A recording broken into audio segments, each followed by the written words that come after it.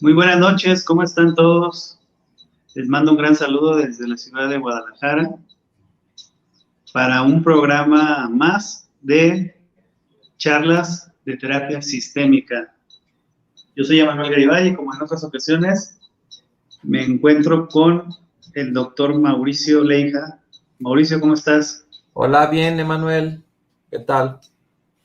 ¿Cómo están Y todos? bueno, la intención del día de hoy es darle seguimiento a la obra que estamos revisando de claves para la solución en terapia breve. Estamos hablando de terapia centrada en soluciones. Estamos hablando del grupo Milwaukee y estamos hablando, claro, de Steve DeShazer. Así es. Pues me parece un capítulo muy interesante que de hecho, cuando yo me interesé en la obra de Steve DeShazer, creo que fue el capítulo que más llamó mi atención por el título de la bola de cristal. Y creo que es porque yo uso mucho la expresión en la consulta de que no tengo una bola de cristal, ¿no? Porque atendiendo niños, muchas veces los papás me hacen muchas preguntas sobre el futuro del niño, ¿no? Sobre todo cuando vemos trastornos del neurodesarrollo, entonces recurro yo mucho a, a usar la imagen de la bola de cristal para decir que es imposible poder ver el futuro, pero que estamos haciendo lo que está en nuestras manos para que un niño se desarrolle. Y entonces me llama la atención. Y ya metiéndome de lleno en el capítulo y en el pensamiento de Steve DeShazer, me da la impresión de que esta técnica de la bola de cristal, pues viene a ser como un desafío de lo que se conocía como la profecía autocumplidora, ¿no? Que eso es muy interesante porque eso viene desde la mitología griega, cuando el oráculo de Delfos le decía a las personas lo que iba a suceder, que eso lo vemos en muchas de las historias que eran parte de la cultura griega, ¿no? Es más, desde Edipo Rey, que es también muy interesante. Eso no lo analiza Freud. El oráculo de Delfos le dice al rey Layo que su hijo lo va a asesinar y que se va a casar con su esposa, Yocasta. Y entonces él, tratando de evitar que suceda este hecho que profetizó el oráculo, pues no bien parece que todos los intentos por evitar que pase llevan al cumplimiento de esa profecía. De manera que para el mundo griego, pues si el oráculo de Delfos decía que te iba a pasar algo, ese ya era tu destino. Y entonces esto nos dice mucho del funcionamiento mental, que eso no lo analizó Freud. Freud se fue más al tema del parricidio, del enamoramiento de la madre, pero no, en realidad, cuando una autoridad en el mundo griego, pues te decía que te iba a pasar algo, la manera en cómo tú reaccionabas iba generando un contexto que te llevaba a padecer esa desgracia o ese infortunio.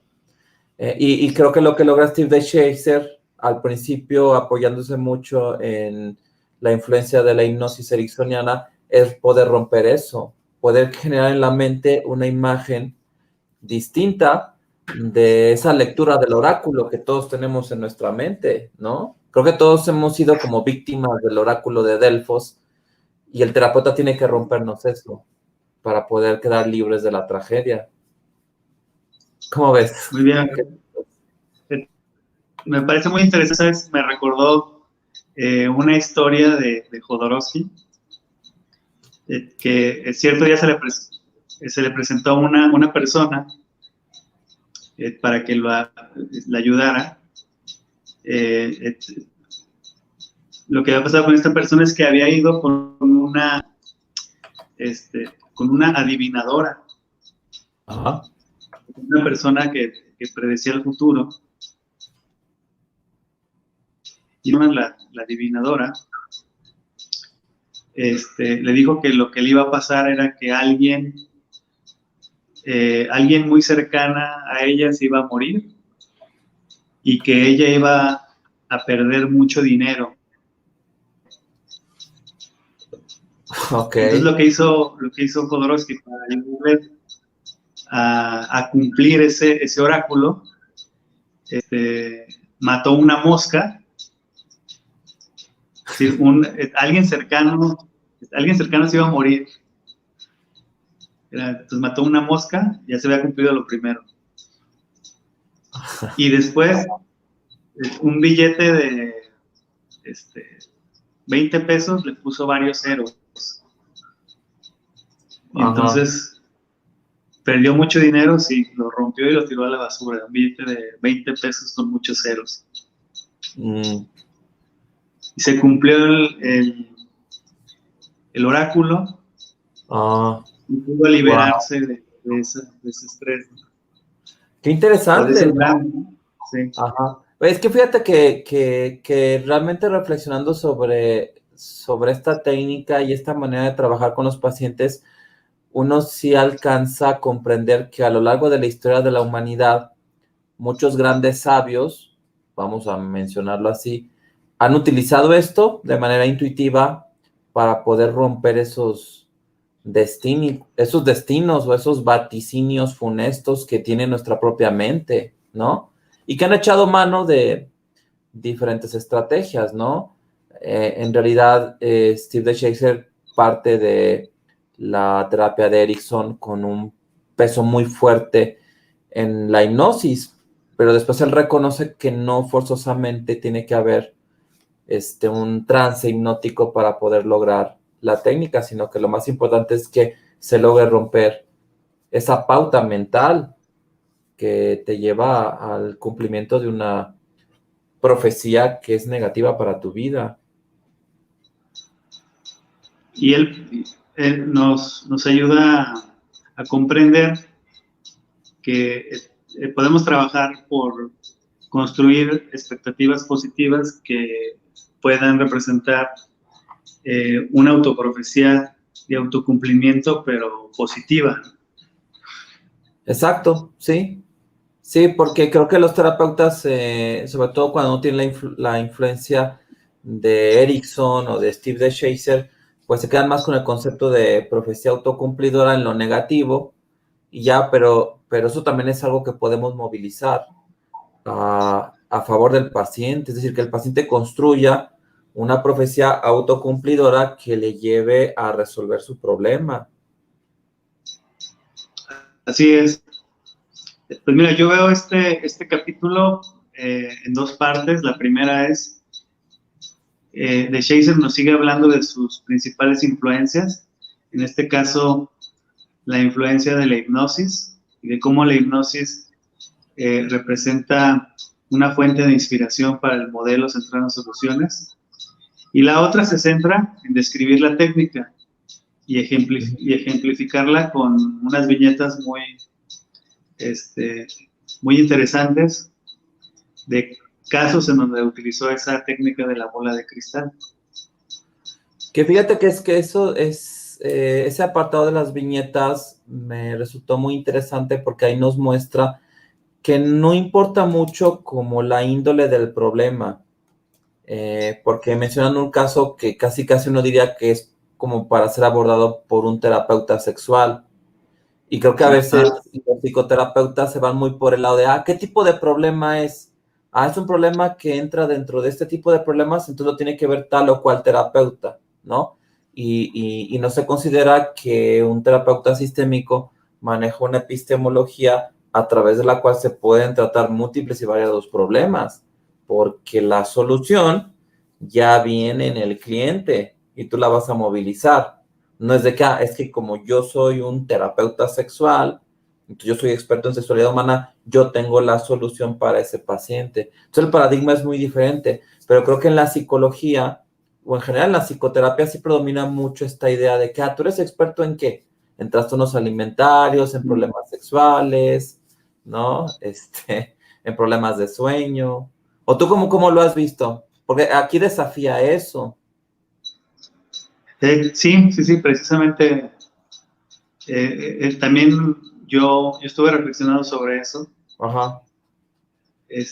Me acordé que también, por ejemplo, dicen, bueno, él es un terapeuta sistémico, Entonces voy a esperar hasta que haya un problema familiar para derivarle un caso, ¿no?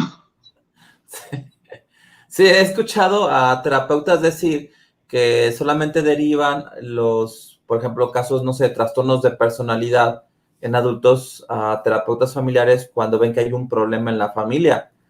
Pero de hecho, en realidad, si le rascas, pues siempre vas a encontrar cosas en la familia. Y aún, y yo ya lo he dicho, aún si tú te toparas con un caso donde la familia funciona perfecto, y es la familia que rompe récord mundial en funcionamiento, aún así podrías hacer terapia familiar, porque lo que estamos haciendo es movilizar recursos, pues qué mejor, ¿no?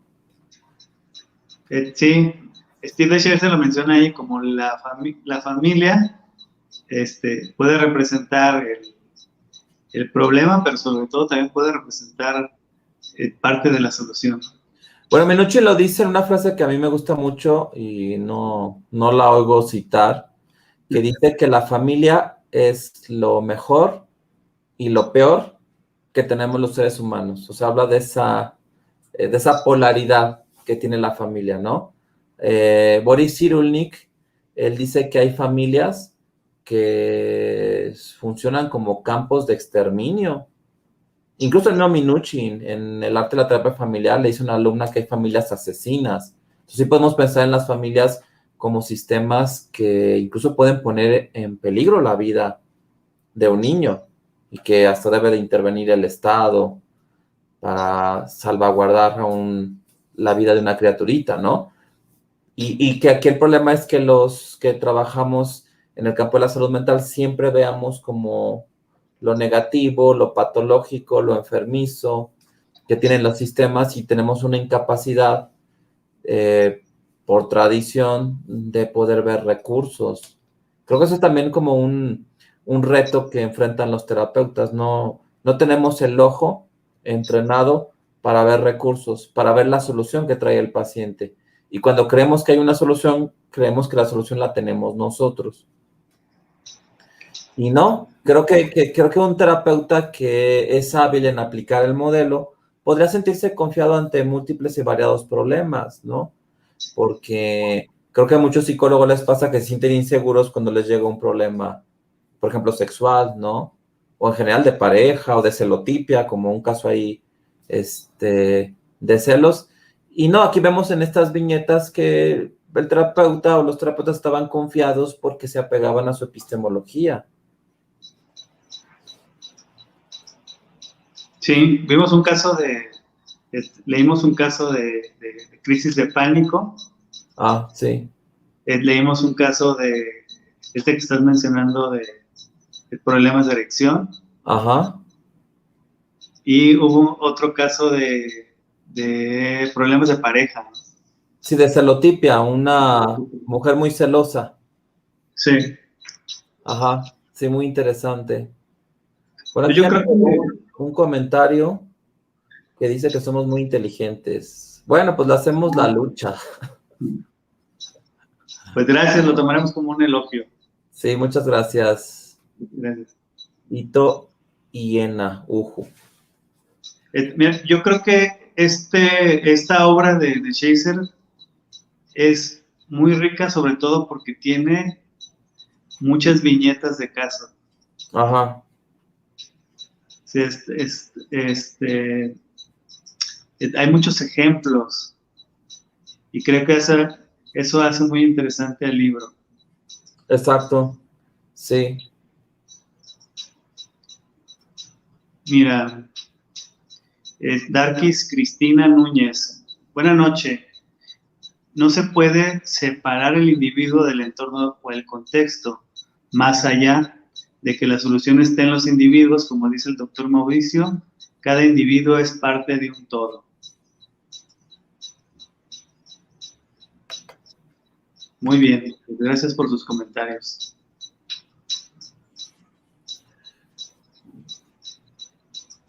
Bien, a mí me gustaría hablar un poco de la hipnosis, Mauricio. A ver, porque creo que en lo que puede haber confusión sobre esta técnica de bola de cristal es ¿qué tan apegado debe ser esto a esta hipnosis ericksoniana que yo creo que la mayoría de los terapeutas familiares, y me incluyo, no es nuestro fuerte la hipnosis ericksoniana? Ni se le da tampoco mucho peso a este modelo dentro de un posgrado en terapia familiar o psicoterapia sistémica. ¿Y qué tan flexible puede uno ser con esta descripción que hace Steve Chaser, que él mismo dice que se volvió más flexible con el tiempo?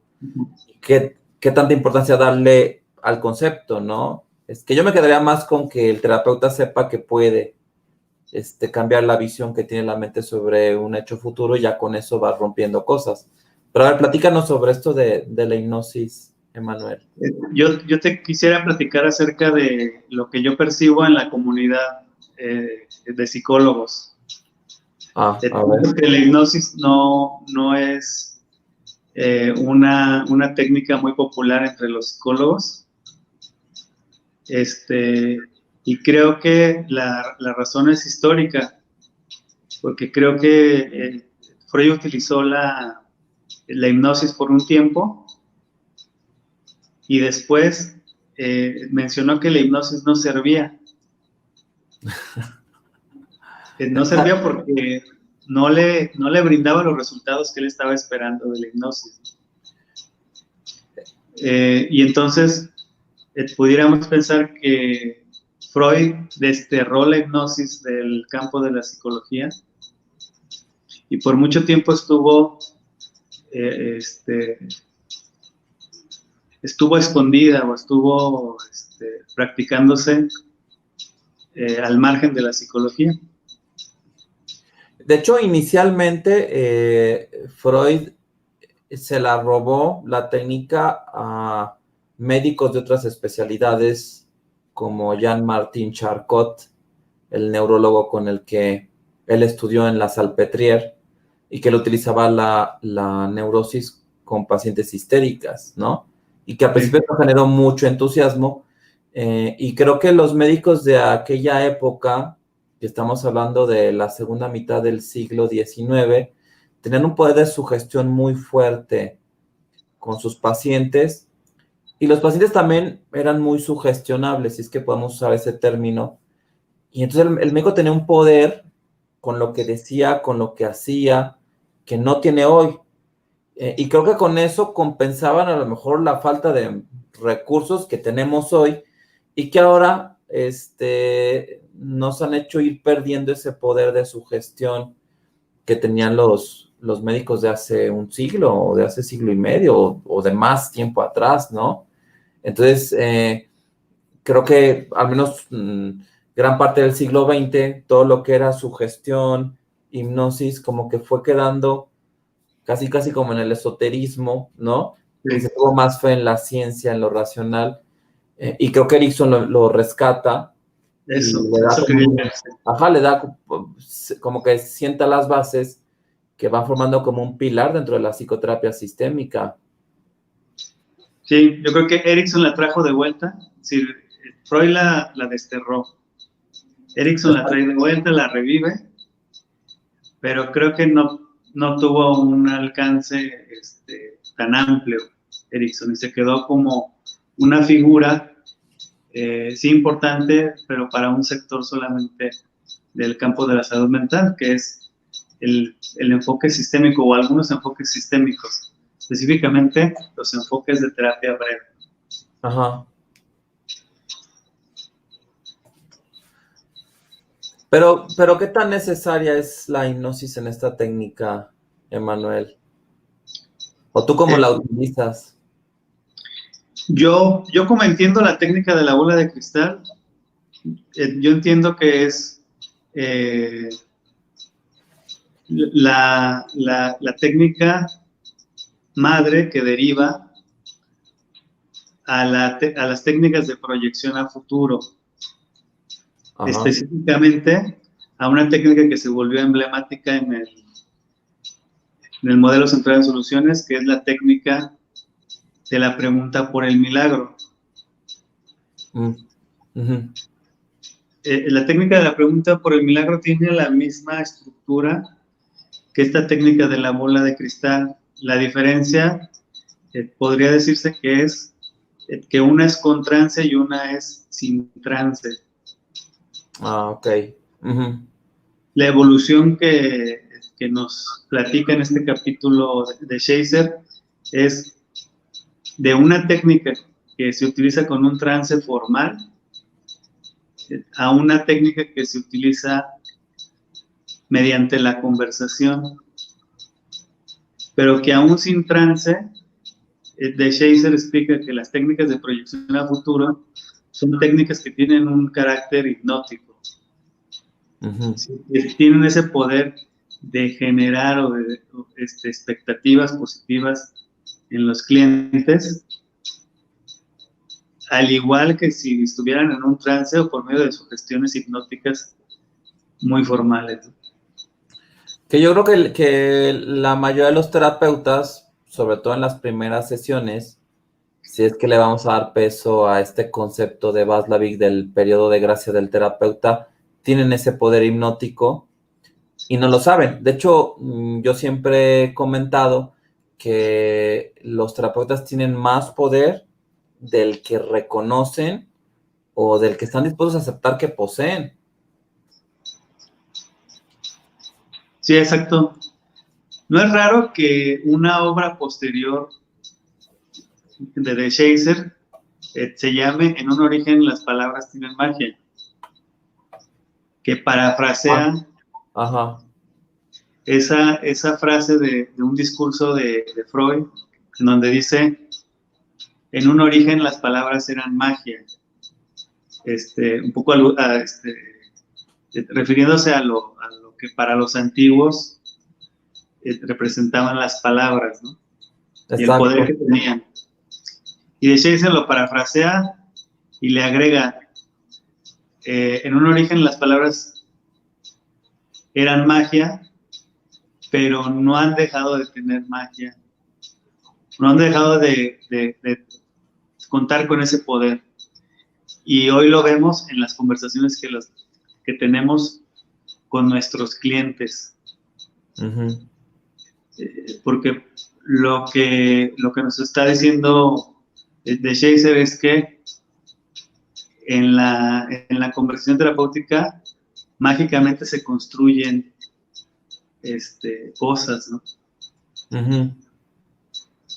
Mágicamente se construyen soluciones, posibilidades, cambios por medio de la palabra. Sí, de hecho, déjame ver si puedo encontrar aquí una investigación que se hizo en los años 30. Sí.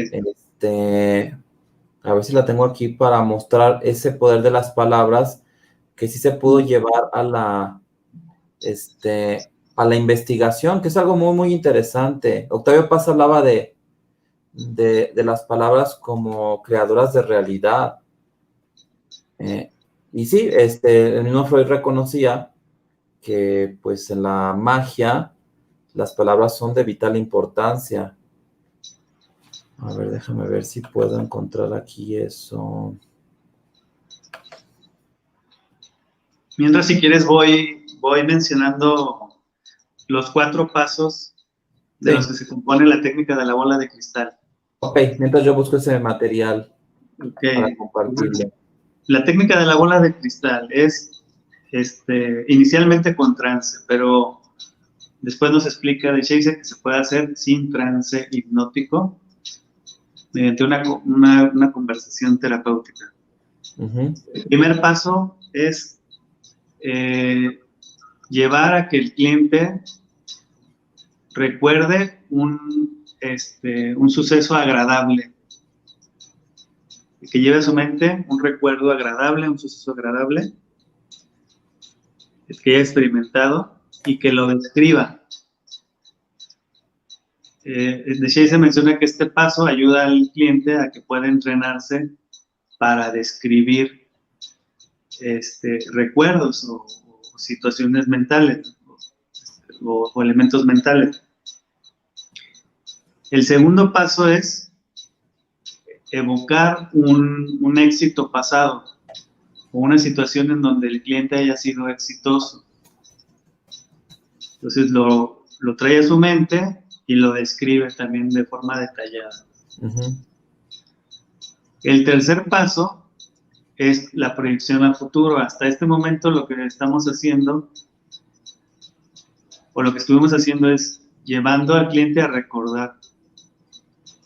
Y en el tercer paso lo llevamos a construir, a proyectar una imagen a futuro, en donde él describe las expectativas de un futuro sin el problema, Ujú. con un futuro en donde es exitoso. En el caso de la persona con una problemática sexual, como el que vimos en la viñeta, lo llevó a que describiera una relación sexual exitosa. Es decir, ¿qué va a ser diferente? La pregunta sería, ¿qué va a ser diferente cuando tú seas capaz de tener esa relación satisfactoria, esa relación sexual satisfactoria? Entonces, lo describe y luego de que lo describe, lo lleva a identificar cómo logró esa solución. Entonces, el cuarto paso es recordar, entre comillas, recordar cómo logró esa solución que describe en el tercer paso. Y al final, lo que menciona de Shakespeare es que no es importante cuál es la solución que elija el cliente en la realidad. Lo importante es generar expectativas de cambio que le permitan a las personas estar en la mejor disposición para encontrar sus propios recursos para resolver el problema. Mira, Darkis Cristina Núñez nos menciona: en la cultura occidental, desde lo espiritual, la palabra es la creadora y generadora de la realidad. Por ello dice el Génesis en su capítulo número 1, en el principio Dios creó los cielos y la tierra. 2, y la tierra estaba desordenada y vacía, y las tinieblas estaban. Número 3, y Dios dijo, sea la luz, y fue la luz. Mira, muy bien, qué interesante que lo menciones así. Sí, de hecho el Evangelio de Juan empieza de una manera muy parecida, donde dice que en el principio era el verbo, y ahí el término en griego es logos, que es como una palabra viviente. Muy interesante, ¿no? El poder creador de las palabras lo vemos en la Biblia. Y lo que yo te quería mostrar, que aquí ya encontré esa información, es que esto sea... Primero, los poetas han hablado de eso, porque los poetas crean una realidad al utilizar juegos de palabras, metáforas, al crear frases que generan un contexto diferente que el que te da un discurso que no tiene fines poéticos. Y dos, esto se ha podido investigar. Déjame ver si lo puedo abrir. Fíjate, esto está tomado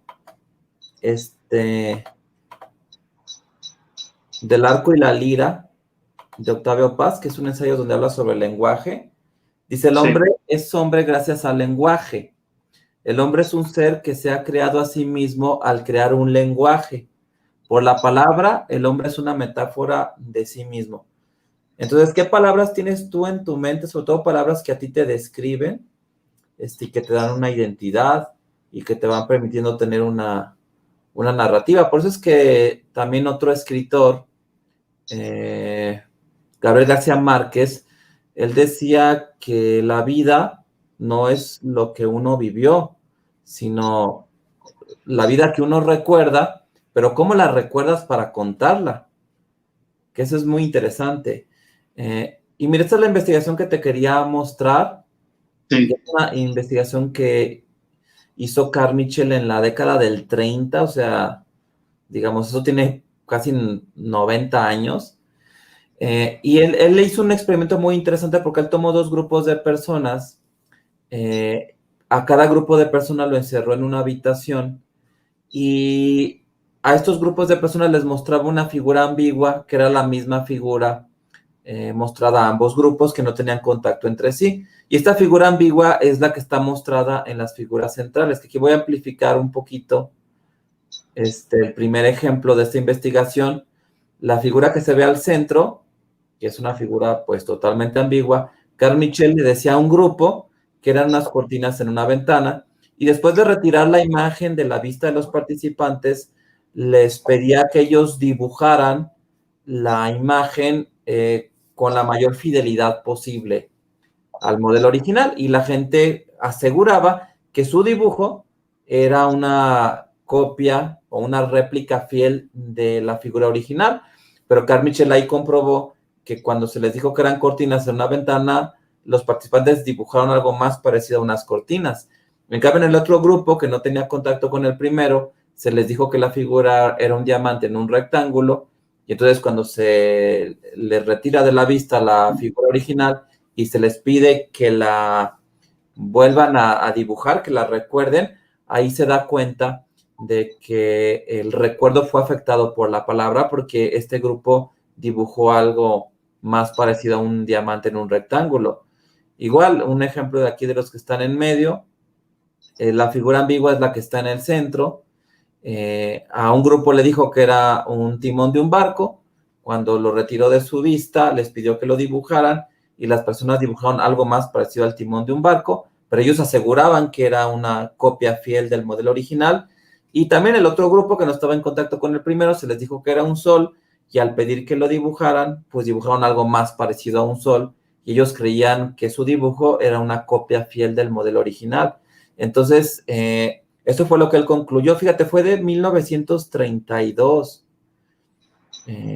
Pues se está acercando a los 90 años de que se pudo demostrar esto en una investigación científica. Dice, los recuerdos visuales de los participantes en la investigación habían cambiado de acuerdo con las etiquetas verbales que habían recibido. El empleo de las palabras que describían las figuras había moldeado y ajustado la memoria de dichas figuras, que eso es muy, muy interesante. Yo cada vez que tengo oportunidad, cito esta investigación. Está muy interesante porque tiene que ver con también la idea de Steve Shazer de que de lo que se trata la terapia no es de resolver problemas. Hay una terapia de resolución de problemas que se basa en el principio de identificar un problema y utilizar una metodología para generar alternativas de solución junto con los clientes. Ajá. Aunque la terapia es centrada en soluciones, lo que él dice es que no se trata de resolver problemas, sino más bien de construir soluciones. Exacto. Y fíjate que a mí me gusta mucho citar el ejemplo de la historia del Mago de Oz, porque creo que cuando hablamos de psicoterapia, eso nos muestra una realidad que comprobamos en la clínica. En este proceso, en este camino que emprende el cliente para poder resolver su problema, pues se da cuenta que aunque están esperando que la magia venga del Mago de Oz, resulta que ese recurso ellos lo movilizaron, ¿no? Sí. Porque no me acuerdo muy bien del cuento, pero creo que Leo quería valentía, y pues ya resulta que era valiente cuando llega el Mago de Oz, ¿no? Y el hombre de hojalata quería un corazón de Leo. El espantapájaros no me acuerdo qué quería. Pero lo interesante de la historia es que lo que ellos pedían era un recurso que ellos ya traían y que habían movilizado a su favor durante ese camino. De manera que al Mago de Oz ni siquiera le permitieron ser mago, porque no tuvo que hacer nada. Sí, sí, sí. Yo creo que pasa igual con los terapeutas, ¿no? Que las personas que van a terapia pueden poner sus expectativas en la magia que puede producir el terapeuta o en la solución que les puede proporcionar un terapeuta, y lo que se dan cuenta cuando se adentran en el proceso terapéutico es que en el camino ellos van a construir, junto con el terapeuta, la solución. Sí, porque en realidad lo que hizo el mago de Oz es estar al final del camino y ya no hizo mucha chamba, no se desgastó mucho, no terminó agotado. De hecho, creo que el mago de Oz es una historia hasta triste desde su óptica, o sea, en qué momento tomó el protagonismo de la historia, ¿no? Que aparte si el mago de Oz estaba muy estresado de cómo ayudar a este grupo, pues realmente ese estrés lo debe haber pagado muy caro porque no se tradujo en algo que le trajera un beneficio en el proceso, ¿no? Que de hecho Pero mira, es muy interesante porque la metáfora está padre. Lo único que tiene que hacer el terapeuta es identificar una meta. Exacto, sí. Y Fíjate, nos dice Ana que el hombre de paja deseaba un cerebro. Ok, gracias. no me acordaba. Sí, porque también esta historia del mago de Oz me recuerda un caso que menciona Hailey de familias que se ponen en una lista de espera para recibir terapia familiar que empiezan a mejorar, ¿no? Nada más porque están apuntados en una lista. Que esto también es una prueba palpable de que el paciente trae sus recursos y que el mismo proceso, aún sin una presencia real del terapeuta, se empieza a movilizar. Que esto después derivó en una investigación del grupo de Milwaukee que vamos a presentar en otro capítulo, que se basa en esa lógica, en la lógica de que los pacientes ya han mejorado en el periodo entre que sacan la cita y su primera vez, y su consulta de primera vez. Exacto, sí, y yo creo que es un fenómeno que tiene que ver con una disposición para ser receptivo hacia nuevos elementos o recursos que no veías y que están en tu sistema y que empiezan a generar cambios. Entonces, realmente casi ni dejan que el terapeuta haga algo de chamba o desquite sus honorarios, ¿no? Sí, efectivamente. Bueno, pero ya nos comió el tiempo, Emanuel. Muy bien, pues mira, me gustaría concluir que en este capítulo lo que nos presenta también Steve DeShazer junto a su grupo de Milwaukee es la temporalidad en la que va a estar centrado el modelo en soluciones. El modelo va a estar orientado hacia el futuro. Entonces, el pasado y el presente van a ser importantes a condición de que podamos llevar elementos para construir un futuro diferente. Exacto.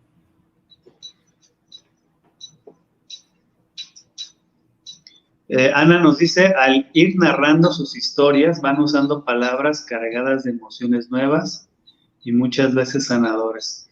Me imagino que te refieres al cuento del mago de Oz, ¿verdad, Ana? Bueno, pues nos vamos ya, porque ya nos pasamos. Nada más quiero dedicar los últimos segundos también a contar otra anécdota de Jodorowsky. Okay. En una conferencia, un asistente le dijo a Jodorowsky que por favor hablara un poco sobre iluminación, y él empezó a citar a grandes sabios del pasado, a filosofías orientales, y ya cuando llevaba media hora, pues al final el asistente dijo, no, es que yo no hablaba sobre esa iluminación, yo hablaba sobre este tipo de iluminación, ¿no? Okay. Porque bueno, es que Jodorowsky también es cineasta, ¿no?